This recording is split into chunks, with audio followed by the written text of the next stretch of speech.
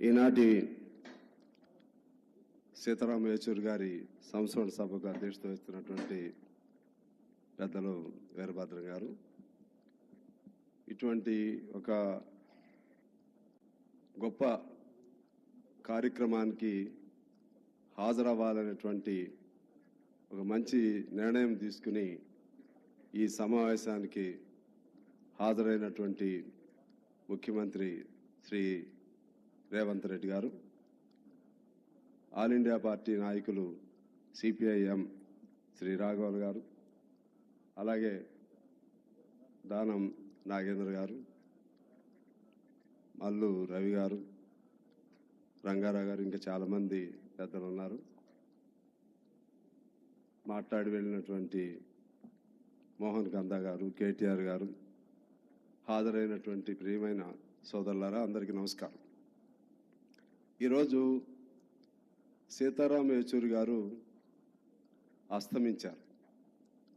అస్తమించిన ఆ అస్తమం నుంచి మరలా ఉదయ రేఖలు దేశవ్యాప్తంగా ప్రసరింప చేస్తూ ఆయన అస్తమించారు.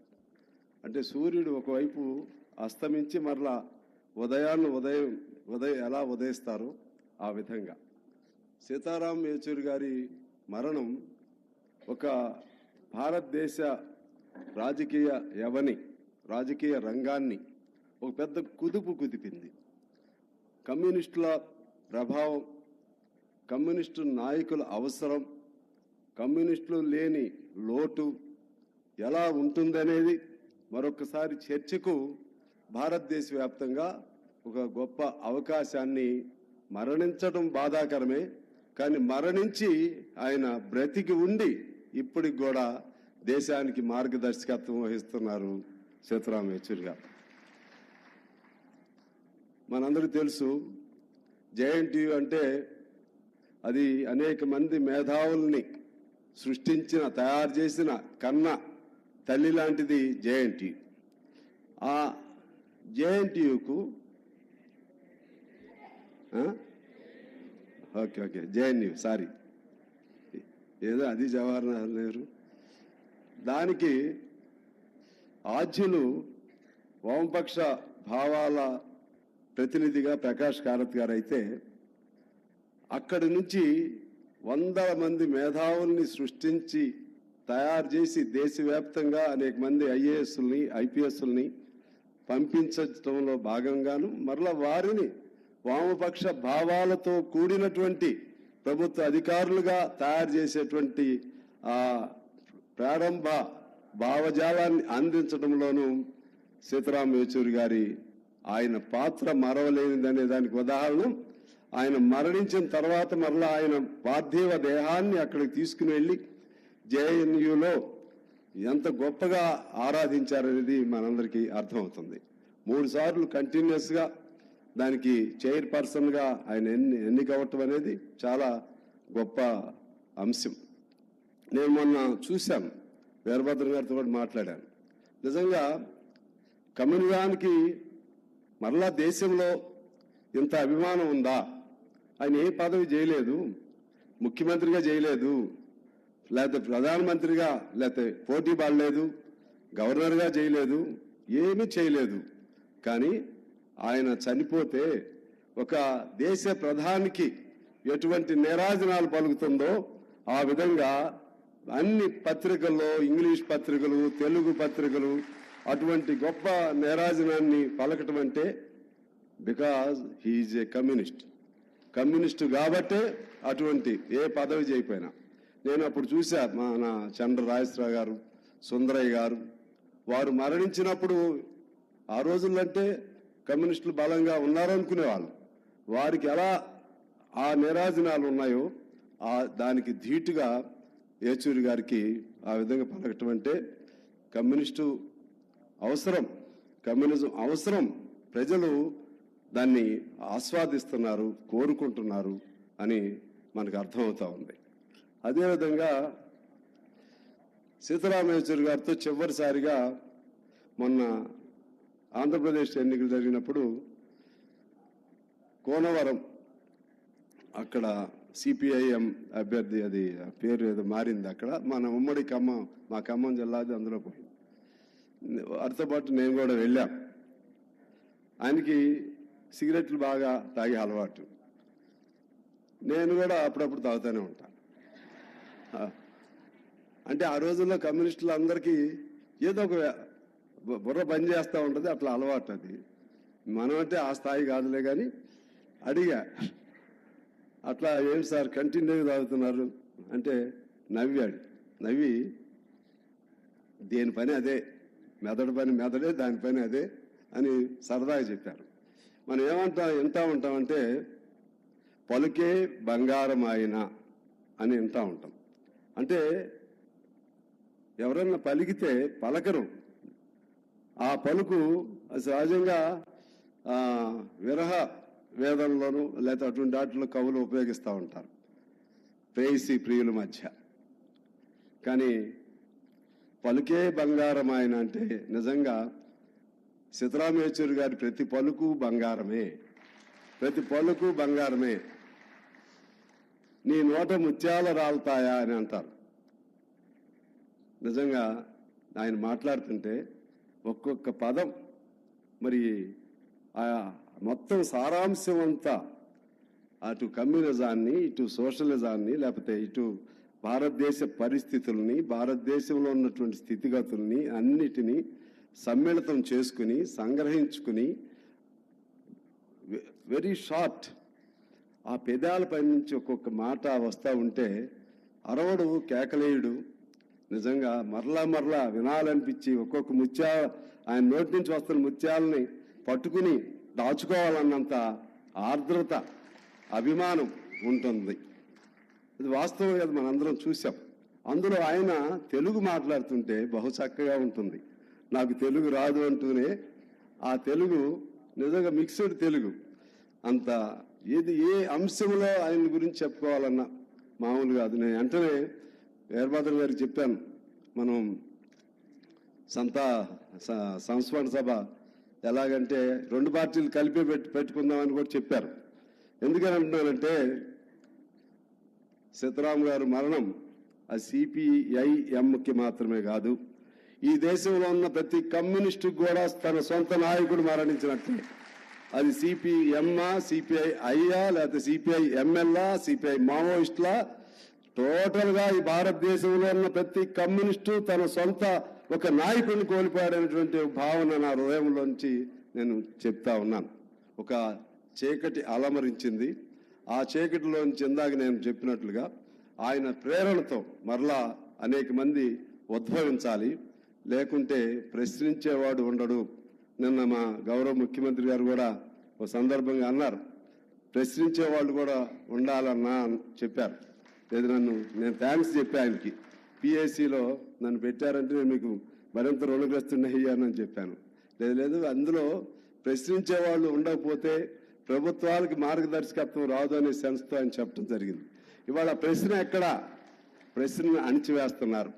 ప్రశ్నలోంచి పుట్టిందే సమాజం, ప్రశ్నలోంచి పుట్టిందే అభివృద్ధి, ప్రశ్నలోంచి పుట్టిందే సాంకేతికత, ప్రశ్నలోంచి పుట్టిందే సైన్స్. ప్రతిదీ ప్రశ్న నుంచే కదా పుట్టింది. కానీ ఆ ప్రశ్నని ప్రశ్నగా స్వీకరించాలంటే పాలకులు భయపడుతున్నటువంటి పరిస్థితి వచ్చింది. చూశాం ప్రశ్నని ఎంత అణిచివేశారో. ప్రశ్నించే వాళ్ళని నక్సలైట్స్, అర్బన్ నక్సలైట్స్, ఇంకో పేరు, చివరికి ప్రశ్న అంటేనే ఉలిక్కి పడేటువంటి, భయపడేటువంటి పాలకులను కూడా మనం చూశాం. అందుకని ప్రశ్న సజీవంగా ఉండాలి. ఆ ప్రశ్న సజీవంగా ఉండాలంటే ఆ ప్రశ్న నుంచి పుట్టినటువంటి కమ్యూనిజం సజీవంగా ఉండాలి. కమ్యూనిజం సజీవంగా ఉంటే మనం అధికారంలోకి వస్తామా రామా అనేది పక్కన పెడదాం. సమాజానికి ఒక వెలుగు రేఖలను ప్రసరింపజేసే, ఒక క్రాంతి రేఖలను ప్రసరింపజేసే ఒక దిక్సూచిలాగా ఈ సమాజానికి, ముఖ్యంగా మన భారతదేశానికి ఉండాలి. నేను మరలా వేడుకుంటున్నాను వేదిక పైన ఉన్న పెద్దలందరినీ, ఏనాటికైనా సరే మళ్ళా ఎర్ర జెండాలన్నీ ఒక్క జెండా అవ్వాలని నేను కోరుతా ఉంటాను. ప్రతి సందర్భంగా అన్ని కమ్యూనిస్ట్ పార్టీలు ఒక కమ్యూనిస్ట్ పార్టీ అవ్వాలి. అది వ్యక్తుల అధికారం కోసం కాదు, సామాన్యుల పేద వర్గాలు వాళ్ళ అధికారం కోసం ఎర్ర జెండాలు ఒకటి అవ్వాల్సిన అవసరం ఉంది. నేను మరొకసారి ఆయన నాకు పరిచయం తక్కువే, 2-3 మీటింగ్లను కలిశాం. ఆయనకి తెలియనటువంటి అభిమానిగా నేను మారాను. అంత మన గొప్ప మీ నాయకుడు, మా నాయకుడు, మన నాయకుడిని కోల్పోయినందుకు సిపిఐ తరపున గొప్పగా నేను మా మీటింగ్ ఒకటి కూడా నడుస్తుంది. నేను అది ప్రారంభం వరకు కూడా లేను, అదే ప్రారంభించి వద్దాం అనుకున్నాం. సెప్టెంబర్ 17 ముగింపు కార్యక్రమాలు, కానీ ఇది ఖచ్చితంగా రావాలని చెప్పి రావటం జరిగింది. మనందరి తరపున, సిపిఐ తరపున, అలాగే మనందరి తరపున ఘనమైన నివాళులు అర్పిస్తూ ఆయన శాశ్వతంగా మనకు ఒక దిక్సూసిలాగా ఆయన ప్రభావం కొనసాగుతూనే ఉండాలని చెప్పి నేను కోరుకుంటూ మరొకసారి వీరభద్రం గారికి, సిపిఐఎం రాష్ట్ర కమిటీకు నేను ధన్యవాదాలు తెలియజేస్తూ అందరికీ నమస్కారం.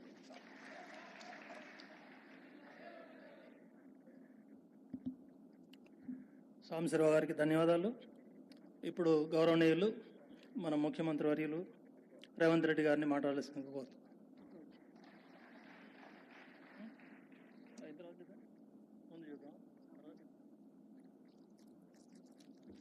సీతారాం ఏచూరి గారి రచన పుస్తకాన్ని రేవంత్ రెడ్డి గారి చేత ఆవిష్కరింపజేద్దాం. ముందుగా పుస్తకావిష్కరణ.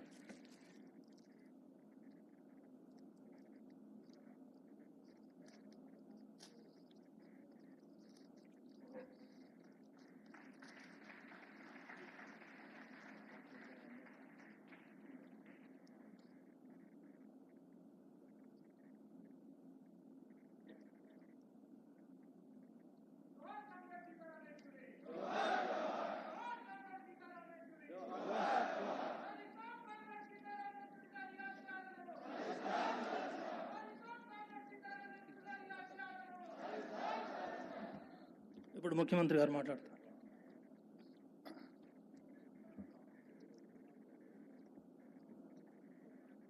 కామ్రేడ్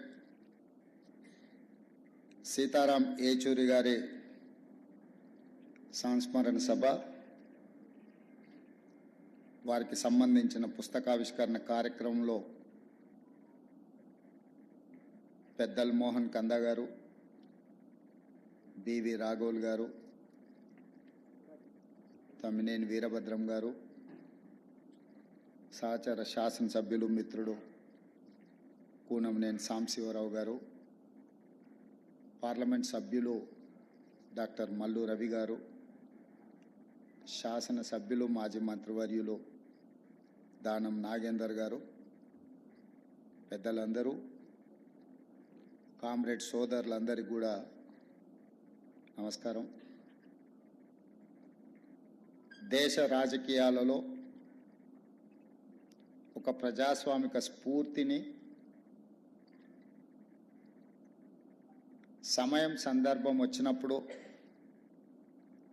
ప్రజాస్వామ్య పరిరక్షణలో భాగంగా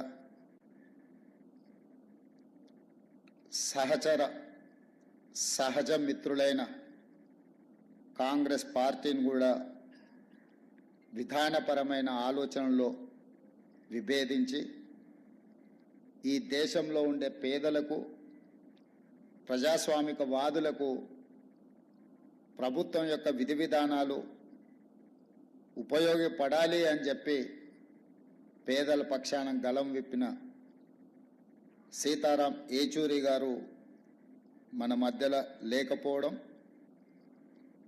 తీరని లోటు. కానీ వారి ఆలోచన విధానం, వారు విద్యార్థి దశ నుండి ఎస్ఎఫ్ఐ కార్యకర్త నుంచి సిపిఐఎం జాతీయ ప్రధాన కార్యదర్శి వరకు దశాబ్దాల కొద్దీ ప్రజా సమస్యల మీద, ప్రజాస్వామిక వేదికల మీద వారు మన యొక్క కీర్తిని, మన యొక్క గొప్పతనాన్ని ఈ ప్రపంచానికి సాటిండు అని చెప్పి నేను గర్వంగా చెప్పగలను.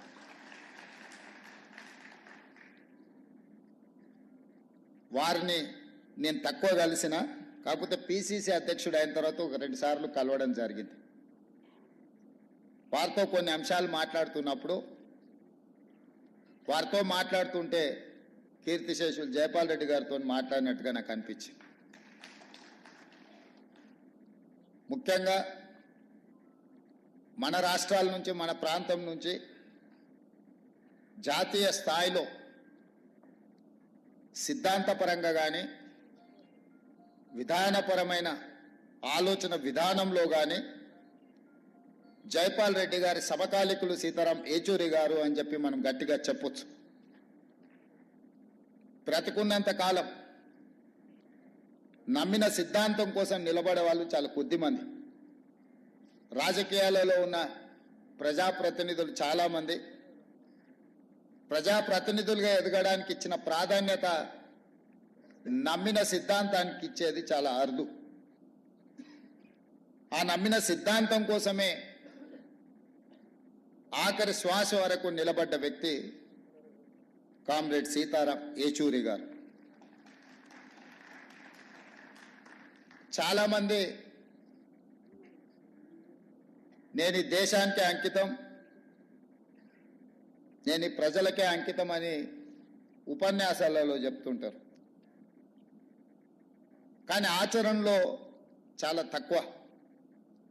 కానీ సీతారాం ఏచూరి గారు బ్రతికున్నంత కాలం ప్రజల పక్షాన నిలబడడమే కాదు, వారి మరణానంతరం కూడా వారి కుటుంబము, వారి పార్థివ దేహాన్ని ప్రజలకే ఇచ్చి ఇతరులకు వారు ఉపయోగపడాలనే విధంగా ఆదర్శంగా నిలబడ్డారు. అంటే నిజంగానే వారి దేశ పేద ప్రజలకు, ఈ దేశంలో అవసరం ఉన్న వాళ్ళ కోసం వారు అంకితమైనని చెప్పి మనం మాట్లాడుకోవచ్చు. ఈరోజు విలువలు, సిద్ధాంతాలు అంతరించిపోతున్న సందర్భంలో, చారిత్రాత్మకమైన సందర్భం, దేశం మీద భారతీయ జనతా పార్టీ లేదా భారతీయ జనతా పార్టీ లాంటి ఆలోచనలు ఉన్నవాళ్ళు అధికారం కోసం జమిలీ ఎన్నికల ముసుగులో ఈ దేశాన్ని కబలించాలనుకుంటున్నప్పుడు అత్యంత చారిత్రాత్మకమైన కీలకమైన సందర్భంలో సీతారాం ఏచూరి గారు లేకపోవడం ఈ దేశానికే తీరని నష్టము అని చెప్పి రాహుల్ గాంధీ గారు ఏ ఆలోచన, ఏ మాట అయితే చెప్పినరో నేను 100% ఏకీభవిస్తున్నా. రాహుల్ గాంధీ గారికి, గాంధీ కుటుంబానికి సీతారాం ఏచూరి గారితో చాలా సన్నిహిత సంబంధాలు ఉన్నాయి. రాహుల్ గాంధీ గారు సీతారాం ఏచూరి గారిని ఒక ఫ్రెండ్గా, గైడ్గా, ఫిలాసఫర్గా, ఒక సిద్ధాంతకర్తగా బాగా ఇష్టపడతాడు. వారు చనిపోయినప్పుడు అమెరికాలో ఉన్న రాహుల్ గాంధీ గారు ఈ అంశాన్ని వారే మనందరికీ చెప్పడం జరిగింది. ఈరోజు దేశ రాజకీయాలలో యునైటెడ్ ఫ్రంట్ ఏర్పాటు చేసినప్పుడు జైపాల్ రెడ్డి గారితో పాటు సీతారాం ఏచూరి గారు అత్యంత కీలకమైన పాత్ర పోషించి జాతీయ రాజకీయాలలో ప్రజల పక్షాన నిలబడాలన్న ఆలోచన చేసినప్పుడు వారు బాధ్యతాయుతమైన బాధ్యతను నెరవేర్చి, ఇదే కాదు 2004లో UPA 1, UPA 2 Congress party, communist, ఇతర రాజకీయ పార్టీలను కలుపుకొని యూపీఏ 1, యూపీఏ 2 ప్రభుత్వాలను ఏర్పాటు చేసి ఫుడ్ సెక్యూరిటీ బిల్ కావచ్చు, రైట్ టు ఎడ్యుకేషన్ యాక్ట్ కావచ్చు, రైట్ టు ఇన్ఫర్మేషన్ యాక్ట్ కావచ్చు, ఉపాధి హామీ పథకం కావచ్చు, ఇవి దేశంలో చాలా విషయాలను సమూలమైన మార్పు తీసుకురావడానికి తీసుకొచ్చిన చట్టాలు. ఆ చట్టాలు తెచ్చిన సందర్భంలో, ఆ చట్టాల మీద చర్చ జరిగిన సందర్భంలో సీతారాం ఏచూరి గారు ఆ ప్రభుత్వ ఏర్పాటులోనే కాదు, పేదలకు అనుకూలమైన food security, right to education act, right to information act, పారదర్శకమైన పరిపాలన అందించాలంటే ప్రభుత్వం తీసుకునే నిర్ణయాలు ప్రజలకు అందుబాటులో ఉంచాలి అని రైట్ టు ఇన్ఫర్మేషన్ యాక్ట్ తీసుకొచ్చినప్పుడు వారు పోషించిన పాత్ర ఈరోజు మనం అందరం గుర్తు చేసుకోవాలి. ఈరోజు సామాన్యుడికి విద్యను అందించాలన్నా, ప్రభుత్వం తీసుకుంటున్న నిర్ణయాలు ప్రజలకు తెలవడానికి అవసరమైన సమాచార హక్కు చట్టాన్ని ఈరోజు ప్రజలకు అందించిన యూపీఏ 1 యూపీఏ 2లో సీతారాం ఏచూరి గారు చాలా కీలకమైన పాత్ర పోషించారు. అలాంటి సీతారాం ఏచూరి గారు అధికారాన్ని నిలబెట్టుకోవడానికి భారతీయ జనతా పార్టీ తీసుకొస్తున్న రాజ్యాంగ మార్పులు కావచ్చు, రాజ్యాంగ సవరణలు కావచ్చు, రాజ్యాంగ సవరణ పరిపాలన పరమైన అంశం కాదు. యూనియన్ ఆఫ్ స్టేట్స్, రాష్ట్రాల యొక్క సమ్మిళితమే, రాష్ట్రాల యొక్క కలయికనే ఈ దేశం. యూనియన్ ఆఫ్ స్టేట్స్ అనే స్పిరిట్ని ఈరోజు దెబ్బతీసి జమిలీ ఎన్నికల ముసుగులో తమ ఆధిపత్యాన్ని నిరూపించుకోవాలని చెప్పి బీజేపీ చేస్తున్న ప్రయత్నాన్ని తిప్పికొట్టాలి. ఈ తిప్పికొట్టాల్సిన కీలక సమయంలో సీతారాం ఏచూరి గారు లేకపోవడం ఇది దేశానికే తీరని లోటు. ఇది సిపిఎంకు, కామ్రేడ్ కార్యకర్తలకు కాదు.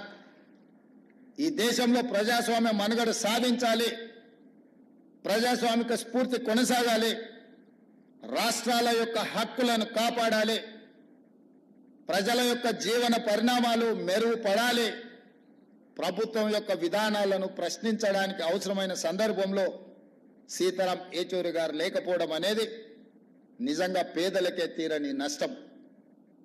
అందుకే మన ప్రాంతం నుంచి జాతీయ రాజకీయాలలో నేను ఈ మధ్యకాలంలో చాలా సందర్భాలలో ప్రస్తావించిన, జాతీయ రాజకీయాలలో తెలుగు వాళ్ళ ప్రాధాన్యత, నమ్మిన సిద్ధాంతం కోసం కట్టుబడి ఉన్న వాళ్ళ సంఖ్య క్రమేణా తగ్గుతూ పోతుంది. కనీసం మనం చెప్పుకోవడానికైనా మనకు ఒక దిక్సూచిలాగా ఉండాల్సిన సీతారాం ఏచూరి గారు మన మధ్యలో లేకపోవడం చాలా బాధాకరం. ఏది ఏమైనా వారు కేరళలో కాంగ్రెస్ వర్సెస్ కమ్యూనిస్టులు ఎన్నికలలో కొట్లాడిన, జాతీయ స్థాయిలో కలిసి పనిచేసి బీజేపీ శక్తులను నిర్మూలించడానికి కాంగ్రెస్ కమ్యూనిస్టులు కలిసి పనిచేయడానికి సీతారాం ఏచూరి గారు తన సమయస్ఫూర్తితో, సమన్వయంతో దేశ రాజకీయాలలో కాంగ్రెస్ను, కమ్యూనిస్టులను కలిసి పనిచేసే విధంగా ప్రజల యొక్క కోణంలో నిర్ణయాలు తీసుకోవడంలో వారు చాలా కీలకమైన భూమిక పోషించారు. అలాంటి వ్యక్తులు చాలా అరుదు. ఈరోజు అలాంటి వ్యక్తులు భూతద్దం పెట్టి ఎతికినా కనిపించేది కష్టమైన సందర్భం. వారి ఆలోచనలు, వారి విధానాలు భవిష్యత్తులో చాలా అవసరం ఉంది. వారి స్ఫూర్తిని ఇంతకుముందు సాంబశివరావు గారు చెప్పారు.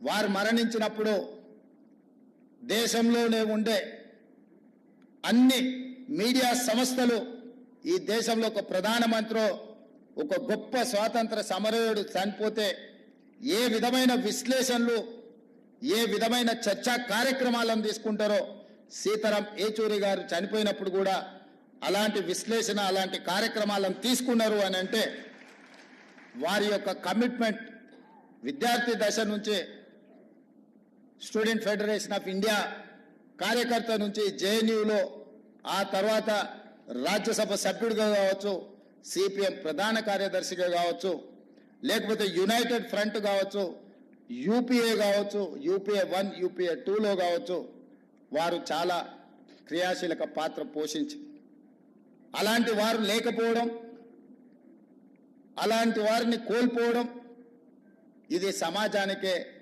తీరని నష్టం. ఏది ఏమైనా వారు సూచించిన, వారు పాటించిన సిద్ధాంతాలను ఈరోజు వారిని స్ఫూర్తిగా తీసుకొని కేంద్ర ప్రభుత్వం ఏదైతే జమిలీ ఎన్నికల్ని తీసుకురావాలనే ప్రయత్నం చేస్తుందో, కేంద్ర ప్రభుత్వంలో రవనీత్ సింగ్ బిట్టు కేంద్ర మంత్రి, ఒక కేంద్ర మంత్రి ప్రధాన ప్రతిపక్ష నాయకుడు రాహుల్ గాంధీ గారి మీద వాడిన పదజాలం, నరేంద్ర మోడీ గారు ఖండించకపోవడము, ఆ మంత్రి గారి మీద చర్యలు తీసుకోకపోవడం అనేది బీజేపీ యొక్క ఫ్యాసిస్ట్ విధానాలు ఈరోజు కళ్ళకు కనిపించినట్టుగా మనకు ఉన్నాయి. ప్రధాన ప్రతిపక్ష నాయకుడి మీద వ్యాఖ్యానించే ముందు కేంద్ర మంత్రివర్గంలో ఎవరో సామాన్య కార్యకర్త లేకపోతే వీధి రౌడీనో అలాంటి మాటలు మాట్లాడిందంటే వేరు. నరేంద్ర మోడీ గారి మంత్రివర్గంలో ఉన్న మంత్రి ఇట్లాంటి భాష, ఇట్లాంటి ఆలోచన విధానంతో మాట్లాడడము ఇది ప్రజాస్వామ్య స్ఫూర్తికి మంచిది కాదు. ఇట్లాంటి తప్పుడు విధానాలు, ఇలాంటి భాష ప్రయోగాలు చేసినప్పుడు ఒక జడ్జి లాగా వ్యవహరించే సీతారాం ఏచూరి గారు లాంటి లేకపోవడం మనందరికీ ప్రజాస్వామ్యానికి కూడా నష్టం అని చెప్పి నేను ఈ సందర్భంగా తెలియజేయదలుచుకున్నా. ఏది ఏమైనా జమిలీ ఎన్నికల్ని విభేదించడం, జమిలీ ఎన్నికల్ని ఆ విధానాన్ని వ్యతిరేకించడం, ఈరోజు భాషల మధ్య, ప్రాంతాల మధ్య, మతాల మధ్య చిచ్చు పెట్టి అధికారాన్ని కాపాడాలనుకుంటున్న భారతీయ జనతా పార్టీ విధానాలను సీతారాం ఏచూరి గారి యొక్క ఆలోచనలతో వాటిని నిలువరించాల్సిన బాధ్యత మన అందరి మీద ఉన్నది. ఆ విధానంతో మనం ముందుకు వెళ్దామని తెలియజేస్తూ మీ అందరి దగ్గర సెలవు తీసుకుంటున్న మిత్రులారా.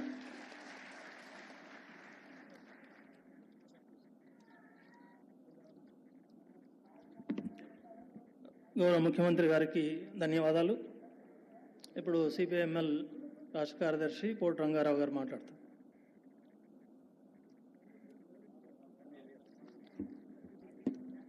వేదిక మీద ఉన్న పెద్దలు, కామ్రేడ్ సీతారాం ఏచూరి గారి సంవత్సరాల సభకు హాజరైనటువంటి మిత్రులారా, కామ్రేడ్స్, ముందుగా నా తరపున సిపిఐఎంఎల్ మాస్ లైన్ కేంద్ర కమిటీ తరపున, రాష్ట్ర కమిటీ తరపున కామ్రేడ్ సీతారాం ఏచూరి గారికి జోహార్లు తెలియజేస్తున్నా. మనిషి మాయమైపోతున్నటువంటి సందర్భం ఇది. పెట్టుబడిదారీ విలువలు, సరుకు, సమాజాన్ని శాసిస్తున్నటువంటి ఇలాంటి విలువల్లో ఇంతకుముందు ముఖ్యమంత్రి గారు చెప్పినట్టుగా పదవుల కోసం పార్టీలు మారుతున్నటువంటి స్థితి, ఎవరు ఏ పార్టీలో ఎప్పుడు ఉంటారో తెలియనటువంటి ఒక పరిస్థితి, చొక్కాలు మార్చినట్టు పార్టీలు మార్చేటువంటి స్థితిలో సిద్ధాంతాలు, రాజకీయాలు లేనటువంటి, విలువలు లేనటువంటి ఇలాంటి స్థితిలో తాను నమ్మినటువంటి రాజకీయాల కోసం ప్రజల హక్కులు, ప్రజల సమస్యలు, దేశంలో లౌకికతత్వం, ప్రజాస్వామికం, ముఖ్యంగా మతోన్మాదానికి వ్యతిరేకంగా, ఈ దేశంలో మతోన్మాదం పేరుతో జరుగుతున్నటువంటి ఫ్యాసిస్ట్ చర్యలకు వ్యతిరేకంగా పార్లమెంటరీ రాజకీయాల్లో ఉన్నటువంటి